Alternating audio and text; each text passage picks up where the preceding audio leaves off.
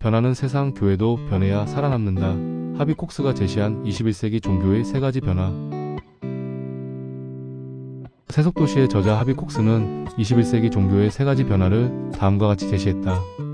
첫째, 전 지구상의 공적인 삶과 사적인 삶에서 일어나는 예상 밖의 종교 부흥. 둘째, 20세기의 해악인 근본주의의 쇠퇴. 셋째, 종교의 근본적 성격 변화. 먼저 하비 콕스는 많은 종교학자와 신학자들이 20세기 말까지 종교가 소멸할 것이라고 예상했고, 종교의 부흥을 전혀 예측하지 못했다고 인정한다. 그에 따르면 과학의 발달과 문자 해독의 확산, 교육의 보급 등의 변화는 미신과 미개함을 추방할 것이고, 그로 인해 종교는 완전히 사라지거나 그렇지 않으면 가족제의나 진기한 민속축제, 그리고 문학, 예술, 음악의 별난 형태로만 존속할 것으로 예상됐다. 그런데 하비 콕스가 언급한 부흥 종교는 이전의 종교와 다른 성격을 갖는다. 이는 21세기 종교 변화의 두 번째 특징인 근본주의의 쇠퇴와 관련이 있다. 우리나라와 미국 그리고 아프리카와 아시아 일부에서 유독 강세를 보이는 근본주의는 대다수 기독교 국가들에서 존재감을 잃어가고 있는 중이다. 우리나라의 경우 근본주의는 극우 기독교의 형태로 발현해 정치 현안에도 적극 참여하고 있지만, 그들이 주축이 된 기독자유통일당은 2020년 21대 총선에서 1.8% 득표에 그쳤다. 한국에서 근본주의는 왕성해 보이지만 미래가 밝지 않다는 평가를 받고 있다. 표창원 전 의원이 한겨레 연재물 여의도 프로파일링 보수 몰락 푸른 세계 깨진 유리창에서 지적했듯이, 정치 권력과 손잡은 종교는 극단적 세속화 및 정치화의 길을 걸을 수밖에 없으며 이는 곧 종교적 타락으로 이어진다. 반대로 특정 종교 집단과 유착한 정치 세력은 타 종교 또는 비신자들에게 반감과 이질감을 불러일으키게 되어 결국 몰락할 수밖에 없다. 우리는 동시대 이런 변화를 다가올 시대에 대한 징조로 이해해야 한다. 가장 중요한 세 번째 변화, 즉 종교의 근본적 성격 변화를 이해하기 위해서는 기독교 역사가 2000년 동안 동일한 형태로 이어지지 않고 신앙의 시대, 믿음의 시대, 성령의 시대 순으로 변화해왔다는 사실을 숙지할 필요가 있다. 신앙의 시대는 예수와 그의 직계 제자들이 활동했을 때부터 시작해 기독교가 로마의 국교로 공인되기 전까지의 시기를 가리킨다. 폭발적이고 지속적인 성장과 야만적 박해가 뒤섞인 이 시기에 그리스도인들은 그리스도의 살아있는 영을 공유한다는 믿음의 기반에 서로 연합하는 모습을 보였다. 이 시기의 신앙은 예수가 보여준 자유, 치유, 연민의 새 시대가 동토움에 대한 희망과 확신을 의미했다. 즉 그리스도인이 된다는 것은 그리스도의 영 안에서 그리스도의 희망을 품고 그리스도가 시작한 사업에 동참하며 그를 따라가는 삶을 의미했다. 믿음의 시대는 교회 지도자들이 예수나 그의 제자들을 개인적으로 알지 못한 신춘내기들을 위해 입문 프로그램을 작성하기 시작하면서 이미 신앙의 시대에 씨앗이 뿌려졌다.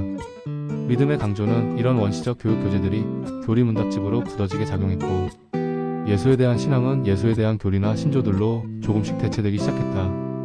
그리고 3세기 말에 접어들면서 이후 사제 신분이 될 엘리트 계급 집단이 형성되고, 여러가지 교육 지침들을 추려내어 믿어야 할 조항의 목록들이 작성됐지만 지금처럼 획일적이거나 통일된 형태가 아니었으며 지역에 따라 대단히 폭넓고 다양했다.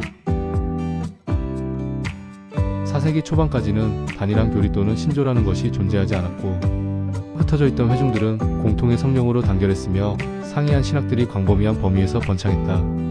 그러다 콘스탄티누스 대제가 제국을 통일해 지배하려는 야망을 이루기 위해 그리스도교를 이용하기로 결정하면서 중대한 변환점이 찾아왔다. 그의 후계자 테오도시우스는 그리스도교를 로마 제국의 국교로 인정했는데, 이들 황제들의 유일한 소망은 옛 신들이 떠나버린 듯한 그들의 영토를 산산조각 나지 않게 유지하는 것이었다. 이런 정치적 이유 때문에 로마의 국교가 된 그리스도교는 본래의 다양성을 잃고 획일화됐으며, 활기 넘치는 신앙운동에서 변질된 한 다발의 필수적인 믿음 조항들로 고착하기 시작했다. 그리스도교는 강제적 지침들의 체계로 정착했고, 이 지침들은 신조들로 조문화되어 강력한 성직자 계급과 제국의 법령에 의거해 엄격하게 감시됐다. 서기 385년 한 주교에 의해서 아빌라의 프리스킬리안이 이단으로 정죄됐고, 황제 막시무스의 명에 의해 그와 그를 따르던 6명이 트레베스에서 참수됐다. 이는 그리스도교 근본주의에 의한 최초의 희생이었다. 그리스도교 제국은 이를 시작으로 콘스탄티누스 이후 2세기 반 동안 신조상의 정확성이 없다는 이유만으로 2만 5천여 명을 처형했다. 이 믿음의 시대는 대략 1500년간 지속되었으나 대몽주의 프랑스 혁명, 유럽의 세속화, 20세기의 반식민주의가 발흥함에 따라 그때마다 그 힘이 급격하게 쇠퇴했다. 그리고 지난 2005년에 유럽연합이 헌법에 그리스도교적이라는 단어 사용을 거부하는 등 그 종말이 임박했음을 보여주는 징조들이 계속되고 있다. 그리고 하비콕스가 분석한 대로 그리스도교는 지난 1960년대 이후 4세기에 겪었던 변화 이래 가장 중대한 변화 과정에 돌입했다. 그는 이 새로운 시대를 성령의 시대라고 규정한다. 하비콕스의 분석대로 우리는 짧은 신앙의 시대와 긴 믿음의 시대를 지나 새로운 성령의 시대로 접어드는 과도기를 살아가고 있다. 여전히 일부는 지난 시대의 낡은 관념에서 벗어나지 못하고 새 시대의 징조를 보지 못한 채 살아가지만 예수의 시대에도 그랬듯이 가는 세대를 잡을 수 없고 오는 세대를 막을 수 없다. 이제 하비콕스가 기독교 2000년을 신앙의 시대와 믿음의 시대로 구분한 이유를 생각해 볼 필요가 있다. 이런 구분은 신앙과 믿음은 같은 것이 아니라는 전제에서 출발한다. 흔히 동일하거나 비슷하다고 생각하는 신앙과 믿음은 질적으로 다르기 때문에 구분해서 사용해야 한다. 이 역시 하비콕스의 주장 중 하나인데 그는 이 둘을 다음과 같이 구분한다. 신앙은 자신을 초월하는 어떤 대상에게 자신을 전적으로 내맡기는 태도, 즉 신뢰나 신임을 의미하고 믿음은 어떤 명제나 사안이 참되다는 확신을 의미한다. 다시 말해 신앙은 신앙의 대상에게 자신의 존재 전체를 투신해 삶의 향방을 결단하는 처신을 의미하는 반면 믿음은 단지 교리나 신조 따위를 참이라고 승인하는 머릿속의 지적 작용에 불과하다. 하비콕스가 21세기 종교의 변화 중 마지막이자 가장 중요한 세 번째 특징으로 제시한 종교의 근본적 성격 변화는 교리에 대한 믿음을 강조했던 믿음의 시대에서 예수가 보여준 자유, 치유, 연민의 새 시대가 동토움에 대한 희망과 확신으로 넘쳐났던 신앙의 시대와 유사하지만 그때보다 더 확대되고 가까워진 지구촌 시대에 걸맞게 성령의 시대로 넘어가는 변화를 의미한다. 4세기 기독교의 성격이 신앙에서 믿음으로 변질됐다면 이제 21세기는 믿음에서 신앙으로 회복되어야 하는 시기가 되어야 한다.